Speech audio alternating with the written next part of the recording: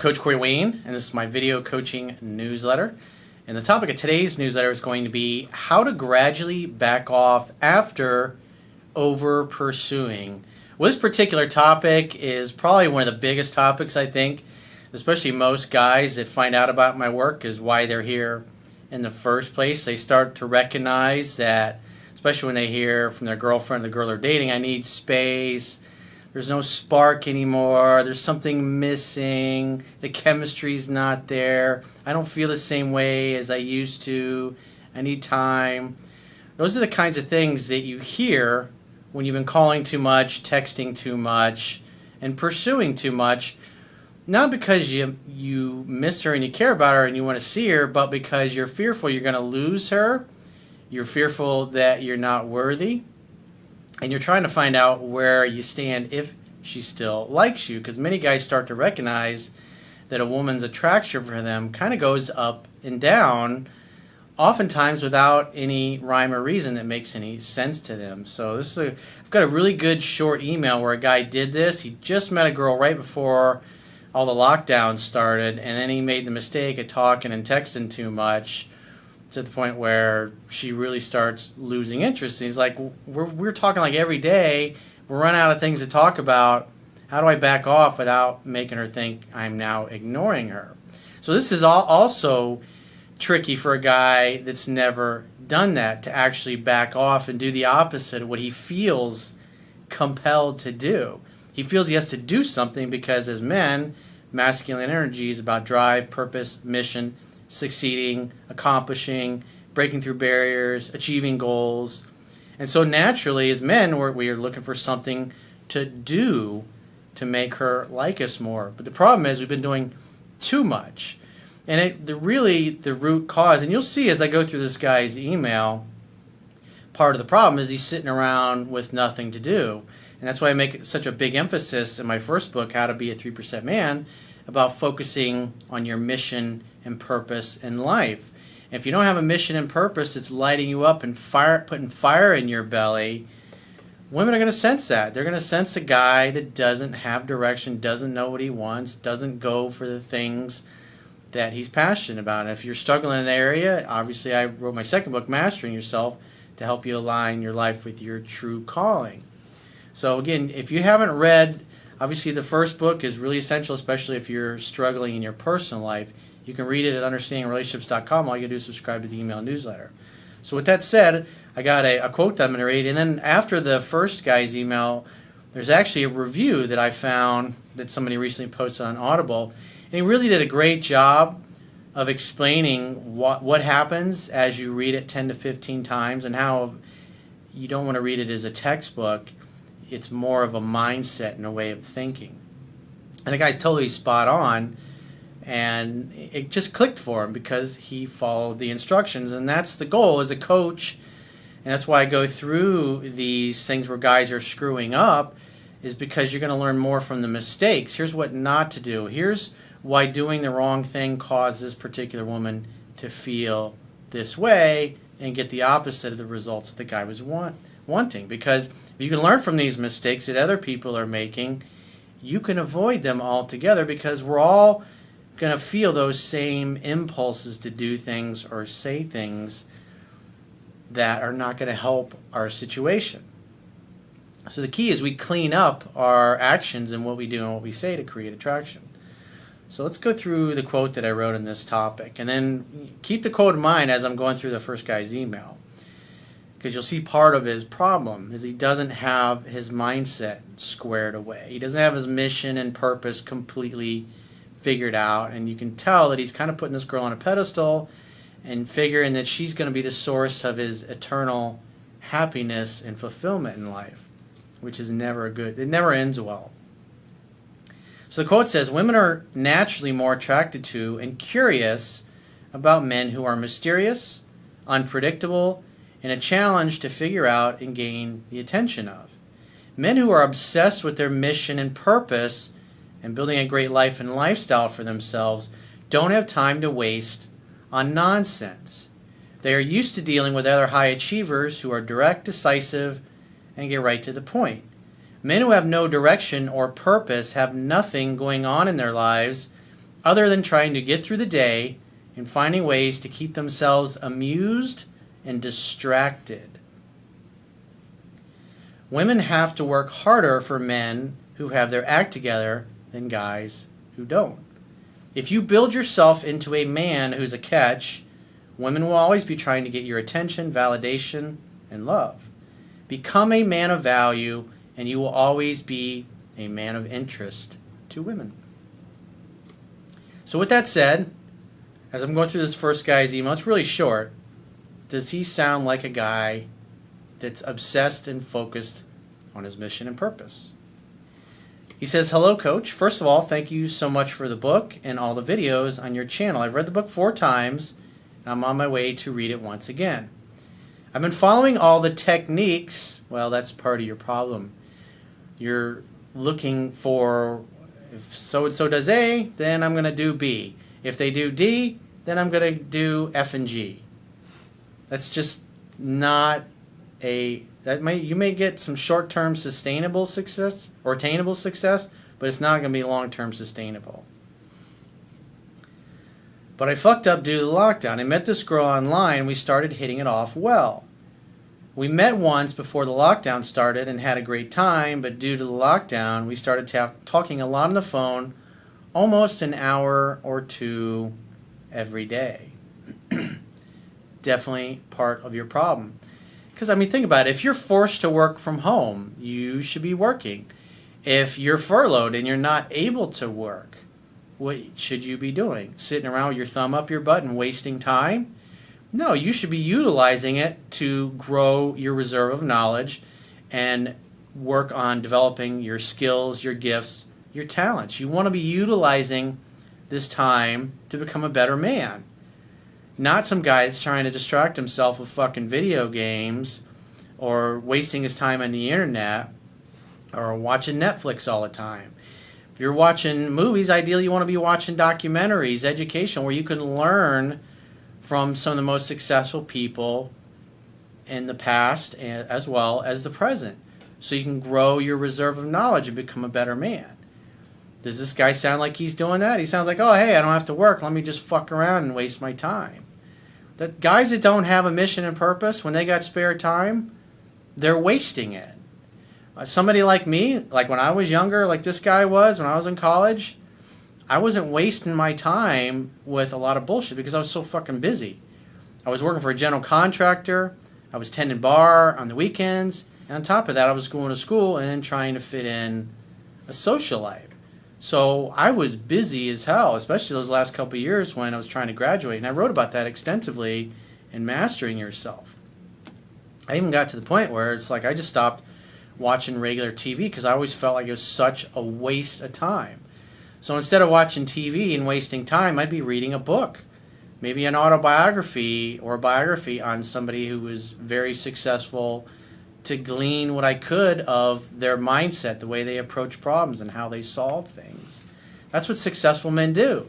If they got extra time, they're not looking for a way to piss it away and waste it. Not that you're not going to want to enjoy your life, but when you're on lockdown and you're stuck in your house, if you're just looking for ways to distract yourself instead of ways to better yourself, your priorities are fucked up. You're not going to reach your full potential when you got all this time in your hands and you just piss it away and waste it. He says, it almost killed the mystery element and we ran out of topics to talk about. Then it hit me that I fucked up here. Yeah, you've been out on one date and you spent all this time getting to know each other digitally. There's no mystery. You probably started getting attached to this girl, thinking about all the great things you're going to do together once the quarantine is over. And instead, you're talking this girl out of liking you. There's no mystery. You're not busy. You drop what you, I'm just sitting at home. We're all quarantined. Instead of, hey, I'm reading a book, or hey, I'm participating in some kind of webinar, or I'm taking classes online, or I'm studying, or you got to be busy trying to build a better life for yourself. And that's a big part of the problem. You got time in your hands, and what do? Do you spend it productively, or are you just wasting it being busy? The goal is you want to be productive, because being productive is what moves you forward closer to your goals. My question is, how do you back off from calling every day to once a week gradually and not come off as ignoring her because I really like this girl and that's the reason I want to get the relationship balance back again.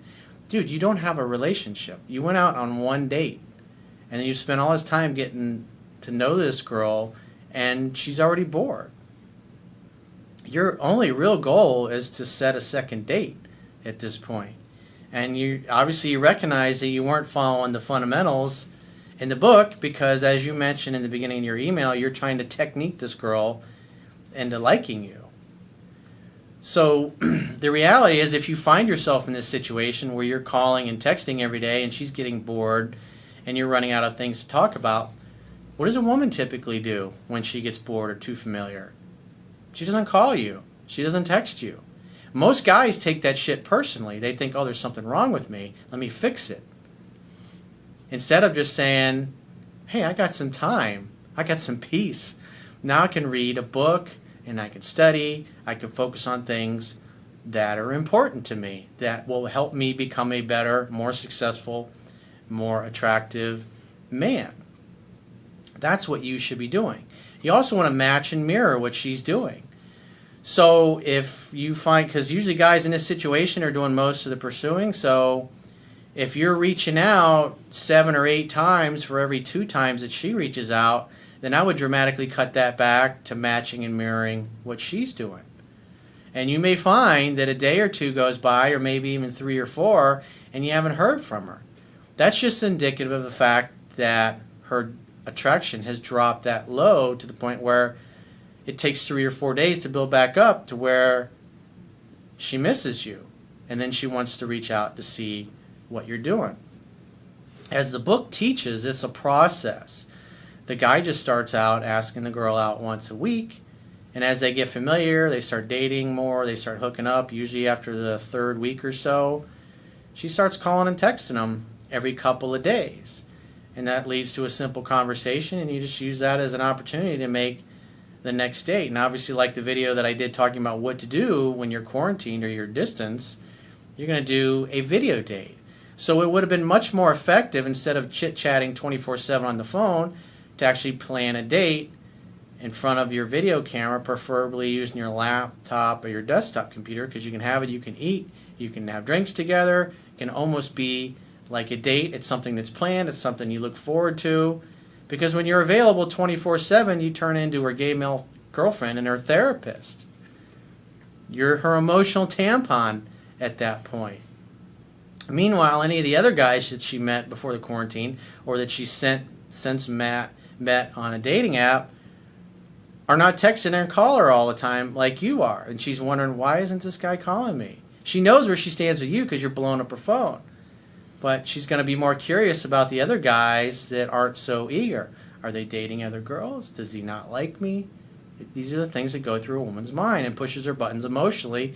So she reaches out to you to try to find out where she stands, which is, this is totally natural. This is just what women do. That's how they operate. But if you never give them the time and the space, they're just not going to get to that point. So again, I'd match and mirror what she's doing.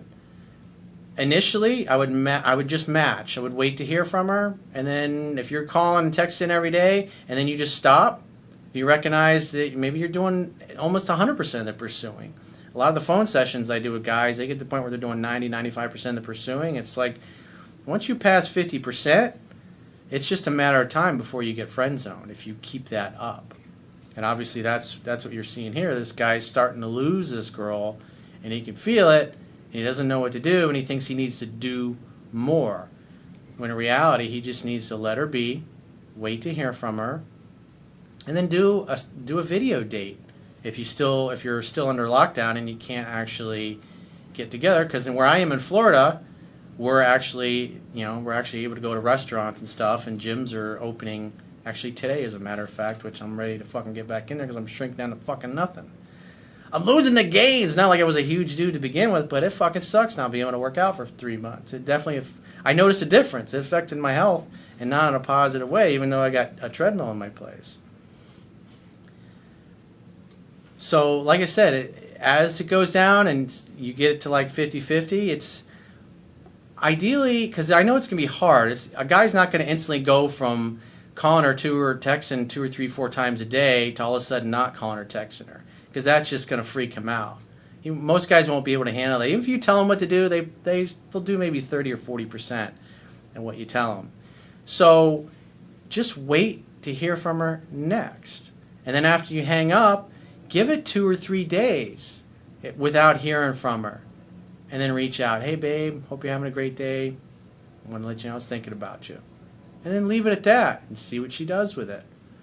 But you want to get to the point where you at least instantly, the first thing is to match a mirror where she's at right now. So if over the course of the week she's reaching out to you 50 times and you're reaching out 50 times, the next week cut it in half. Cut it down. Or if she's reaching out to you 50 times and you're on 75 times, then match it to 50 times the next week, which is 50 is ridiculous. That's way too much, but I'm just using it as an example. And then just start slowly backing it off, seeing what happens. Because at some point she's going to notice that you're not as enthusiastic, and then she's going to start to doubt herself. And she's got, hey, I haven't heard from you much. Baby, you've been missing me? Well, maybe we should get together. Maybe we should sneak out. Or, hey, you know what? Quarantine ends on Friday. Let's get together and meet up for a drink. I want to see you. And get to a physical date as soon as possible. But I would, like I said, just keep backing off. Just see how long she'll hold out. Because if you're talking every day and you're the one initiating most of the contact, and all of a sudden you don't initiate any contact until you hear from her again, don't be surprised if 2, 3, 4, even 5 days go by. The more her attraction has dropped, the longer it's going to be before you hear from her. So, the average guy that's in that situation, they back off. It's going to freak them out when they're talking to the girl every day because they've been making that happen. And then they don't make any effort to reach out, and 4 or 5 days goes by and they still haven't heard from her. But if you are able to hold out and she does reach out to you, you're going to notice that she's going to be a lot more excited to talk to you. And she may bring up, hey, I haven't heard from you. Oh, I'm sorry, babe. I've been real busy. Been reading books, trying to learn some new things. I'm searching for a new job or thinking what I want to do in the next chapter of my life. Whatever it happens to be, you've got some ambition. You're focused on something. Make the next date. But like I said, it's got to be a gradual process. Again, match a mirror what she's doing initially, and then keep trying to back it off. But like I said, the hardest thing is going to be for guys in this position is doing nothing, especially when they all of a sudden don't talk to this girl for 2 or 3 days, because that's going to be shocking to them. Because the ego is going to reject that. The ego is going to go, no, she really likes me. We really have something. And then yet you still haven't heard from her in 4 days. So what's going on is that you're projecting your fantasy onto her and you're ignoring the fact that she just wasn't as into it. So with that said, I want to go through this review. It was from audible.com, and I just thought it was so spot on because it's a great way of looking at, because I see people, I say, why when I want to read your fucking book for 10 or 15 times, dude? I don't read any book more than once usually. It's like if you're serious, if you're trying to undo bad behavior, it's a mindset. You're trying to learn a new way of thinking. And let's go through this guy's review. He says, this isn't a textbook, it's a mindset. I found Corey on YouTube like many others do. It's surprisingly difficult to find content on the internet that delves into how a woman feels emotionally rather than thinking logically. Sadly, so many writers parrot the typical woo her, be a good boy way of thinking. In other words, you got to chase women. You got to be a stalker. And you got to chase them down and convince them that you like them. That doesn't work too well in the Me Too era. You end up turning into a stalker acting like that. Even though the movies still show that bullshit. But it's changing. Thankfully. These are simple solutions that, one, make men feel good quickly without having to tackle deep emotional responses. Two, it misinterprets PC culture as being submissive to society rather than presenting an idea in a respectful manner. Corey, like a good coach, will drill you. The book reflects mostly on his life as he drills himself and shows how he learned from his mistakes. His videos complement this by drilling others and helping them and the audience learn from their mistakes. After all, there is no way to learn other than by a person's, yours, or others' mistakes. 3% Man gives and reinforces fundamentals. This book is the foundation to your dream house. If you're lucky, Your land may already be solid enough that you could get away with building a small hut without a foundation. So in other words, depending on how much of this stuff you naturally know or you already know will determine how much you really have to drill down into it. But when I do phone sessions with guys, it's usually the dudes that are lazy or they didn't follow instructions, or maybe they're new to my work and things were pretty fucked up by the time they came to me, and so they're trying to turn it around. If you're fine with that, then great. My land is wet sand and I want to build a high-rise. If your reaction to this is, oh, I don't need fundamentals, I want to get to the advanced stuff now, he put some big bold letters, you need fundamentals. I see it all the time. I see it in the comments, I see it in the emails I get, and you saw with that first email. The guy's obviously in the mindset of, I needed the technique that's going to fix this, the quick fix. I don't have time for fundamentals. Even though he's reading the book, he's still thinking for a guy that's cherry picking tips out of my book. It's not going to give you sustainable success. Too many times have I refused fundamentals and tried to go advanced first. Eventually, I did learn the fundamentals, but I had to learn them from my own mistakes, the hard way. In other words, he didn't follow instructions initially either. He kept doing it the hard way. Kept looking for, I need the right technique, I need the right line, I need the right phrase, I need the right comeback, and then it'll solve everything. He says, now if you've read all this, here's a secret to this book. It is not a textbook, it is a mindset. The first time you read it, you laugh your fucking head off. You'll know what I mean the first time you read it. Yeah, guys read it and they go, I did the exact same thing that Corey did. That is so funny. I literally did the exact same thing he did. And the girl said exactly the same thing. What are the odds of that happening? After 2.5 times, it becomes pretty annoying, repetitive, and difficult to listen to. Oh, he totally loves listening to me. But if anything is ever difficult or gets harder and harder, that means there is a huge reward if you push past it. Yeah, if you keep listening to the annoying, shaved head, pasty white guy, good things are going to happen. The harder something gets, the better the reward. It's called barrier to entry. Nothing is done in vain. And again, 3%, because most guys they're too much of a bitch to do what's necessary. And that's harsh, that's a reality, but for those that are willing to do what's required to become a 3% man, you're going to get the results that everybody else is going to dream about.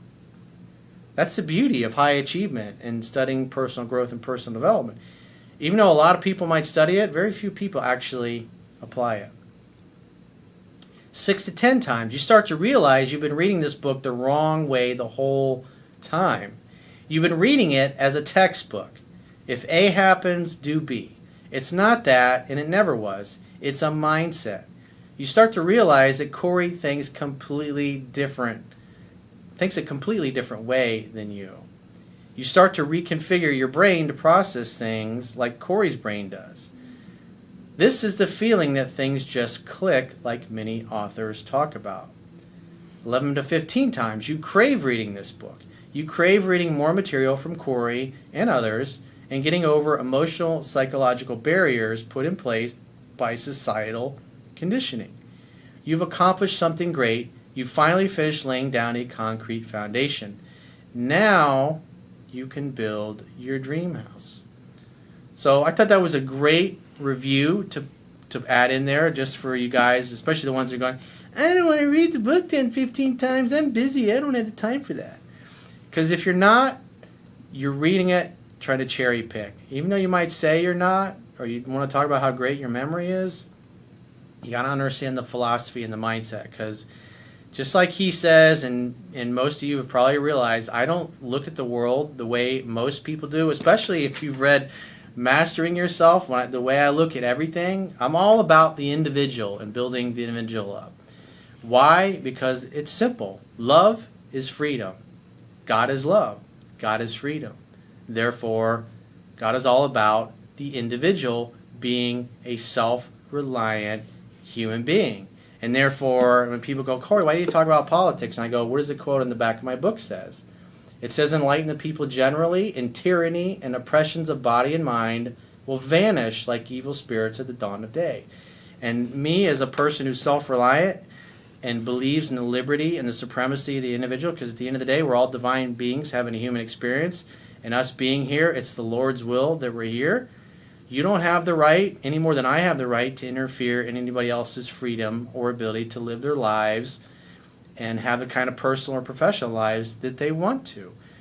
It's our job as fellow divine beings to help each other reach their full potential, not order people around. And one thing that these lockdowns have brought out is all the little fucking tyrants that we have in government and law enforcement. All you have to do is go online and look at all the videos, and people don't like being told what to do. So the reason I get involved in things politically sometimes in mastering yourself is anything that I see is tyrannical to the mindset or the beliefs or the body of the individual, I'm going to fucking say something about it.